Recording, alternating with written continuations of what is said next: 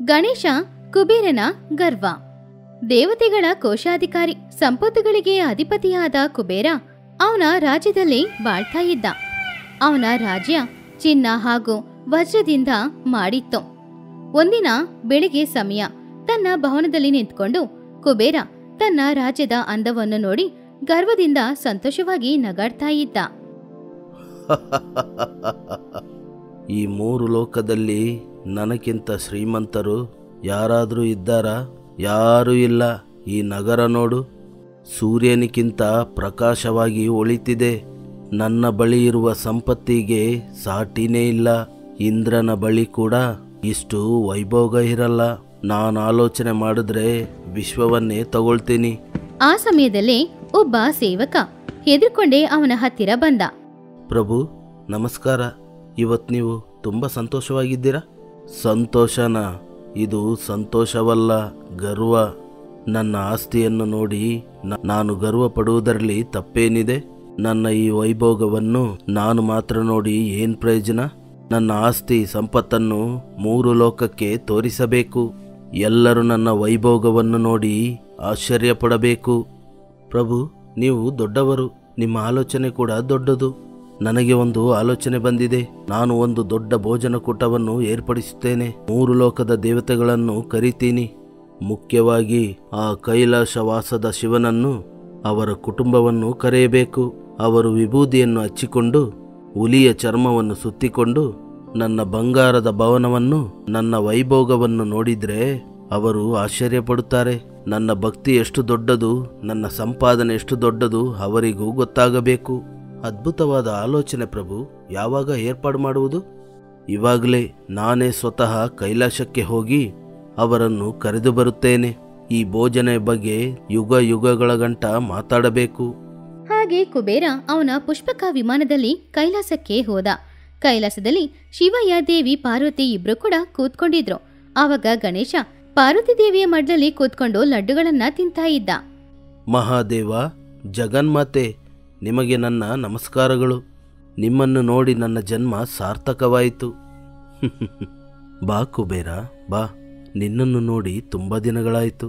ನಿನ್ನ ಸಂಪತ್ತು ಇನ್ನೂ ಬೆಳೀತಾ ಇದೆಯಾ? ಎಲ್ಲ ನಿಮ್ಮ ದಯಸ್ವಾಮಿ. ನಾನು ನಿಮ್ಮ ಭಕ್ತ. ನನ್ನ ಸಂಪತ್ತು ನಿಮ್ಮ ಸೇವೆಯಿಂದೇನೆ. ಅದಕ್ಕೆ ನಾನು ಒಂದು ಸಣ್ಣ ಭೋಜನಕೂಟವನ್ನು ಏರ್ಪಾಡು ಮಾಡಿದ್ದೇನೆ. ನೀವು ನಿಮ್ಮ ಕುಟುಂಬದವರು ದಯವಿಟ್ಟು ನನ್ನ ಭೋಜನಕೂಟಕ್ಕೆ ಬಂದು ಆತಿಥ್ಯವನ್ನು ಸ್ವೀಕರಿಸಬೇಕು. ಬಡವನ ಮನೆಗೆ ಆಶೀರ್ವಾದ ಮಾಡಬೇಕು. ಶಿವಯ್ಯನಿಗೆ ಕುಬೇರನ ಮನಸ್ಸಿನಲ್ಲಿರುವ ವಿಷಯ ಅರ್ಥ ಆಯಿತು. ಅವನು ಭಕ್ತಿಯಿಂದ ಊಟಕ್ಕೆ ಕರೆಯಕ್ಕೆ ಬಂದಿಲ್ಲ, ಅವನ ಸಂಪತ್ತುಗಳನ್ನ ತೋರ್ಸೋದಕ್ಕೋಸ್ಕರನೇ ಕರಿತಾ ಇದ್ದಾನೆ ಅಂತ ಗೊತ್ತಾಯಿತು. ನೀನು ಕರೆದಿದ್ದಕ್ಕೆ ತುಂಬ ಸಂತೋಷ. ಆದರೆ ನಾನು ಕೈಲಾಸವನ್ನು ಬಿಟ್ಟು ಎಲ್ಲಿಗೂ ಬರೋಲ್ಲ. ನನ್ನ ಭಕ್ತರಿಗೋಸ್ಕರ ನಾನು ಇಲ್ಲೇ ಇರಬೇಕು. ನನ್ನನ್ನು ಕ್ಷಮಿಸು. ಅಯ್ಯೋ, ಎಂಥ ಮಾತಿದು! ನೀವು ಬರದಿದ್ದರೆ ನನ್ನ ಭೋಜನಕೂಟಕ್ಕೆ ಕಳೆ ಇರುವುದಿಲ್ಲ. ದಯವಿಟ್ಟು ಆಗಲ್ಲ ಅಂತ ಹೇಳ್ಬೇಡಿ.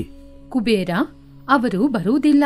ಆದರೆ ನೀನು ಇಷ್ಟು ದೂರ ಕೇಳ್ಕೊಳ್ತಾ ಇರುವುದರಿಂದ ನಮ್ಮ ಕಡೆಯಿಂದ ನಮ್ಮ ದೊಡ್ಡ ಮಗನಾದ ವಿನಾಯಕನನ್ನು ಕಳಿಸುತ್ತೀವಿ. ಅವನು ಸಣ್ಣ ಮಗು. ನಿನ್ನ ಆದಿತ್ಯವನ್ನು ಸ್ವೀಕರಿಸಿ ನಿನಗೆ ಆಶೀರ್ವಾದ ನೀಡುತ್ತಾನೆ. ಕುಬೇರ ಮನಸ್ಸಿನಲ್ಲಿ, ಹಬ್ಬ, ಶಿವ ಬರದಿದ್ರೆ ಏನು? ಈ ಸಣ್ಣ ಹುಡುಗನನ್ನು ಕಳಿಸುತ್ತಿದ್ದಾರೆ. ನನ್ನ ಬಂಗಾರ ಭವನವನ್ನು, ನನ್ನ ಭೋಜನಕೂಟವನ್ನು ನೋಡಿ ಆಶ್ಚರ್ಯಪಡುತ್ತಾನೆ. ಕೆಲಸ ಇನ್ನೂ ಮುಗೀತು.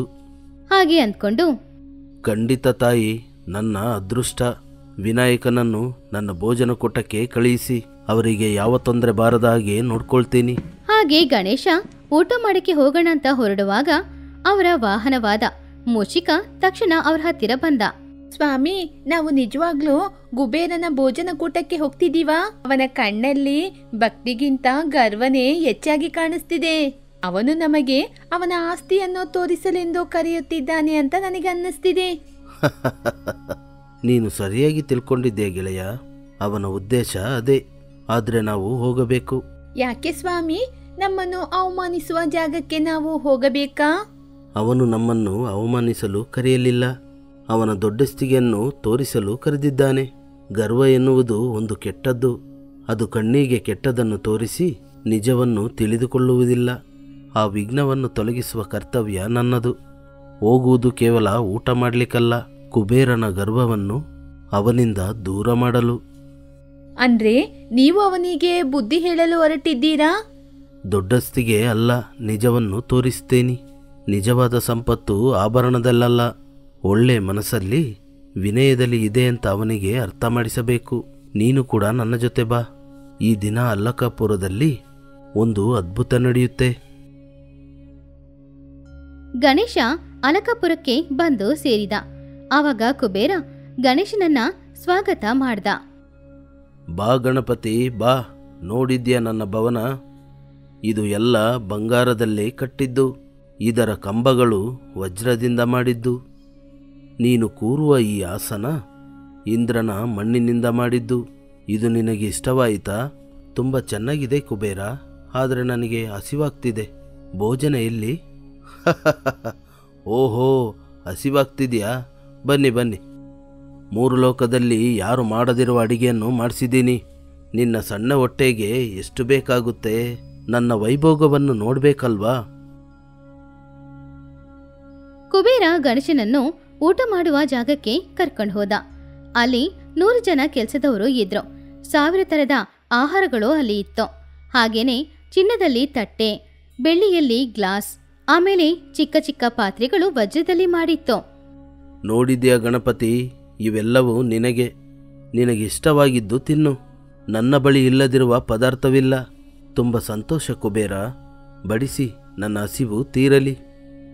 ಗಣೇಶ ಊಟ ಮಾಡೋದಕ್ಕೋಸ್ಕರ ಬಂದು ಕೂತ್ಕೊಂಡ. ಅಲ್ಲಿರೋರೆಲ್ಲರೂ ಗಣೇಶನಿಗೋಸ್ಕರ ಬಡಿಸ್ತಾ ಇದ್ರು. ಆದ್ರೆ ಗಣೇಶ ತಿನ್ನುವ ವೇಗಕ್ಕೆ ಅವರಿಂದ ಅವ್ರಿಗೆ ಅನ್ನ ಬಡ್ಸಕ್ಕಾಗ್ಲೇ ಇಲ್ಲ. ಅವರ ಕಣ್ಮುಂದ್ಗಡೆ ಇದ್ದ ಸಿಹಿಗಳು, ತಿಂಡಿಗಳು, ಆಹಾರ ಎಲ್ಲಾನು ಗಣೇಶ ತಿನ್ನೋದನ್ನ ನೋಡಿ ಕುಬೇರ ತಮಾಷೆಯಿಂದ ಈ ರೀತಿ ಹೇಳ್ದ. ಗಣಪತಿ ತುಂಬ ಹಸಿವಲ್ಲಿದ್ದಾರೆ.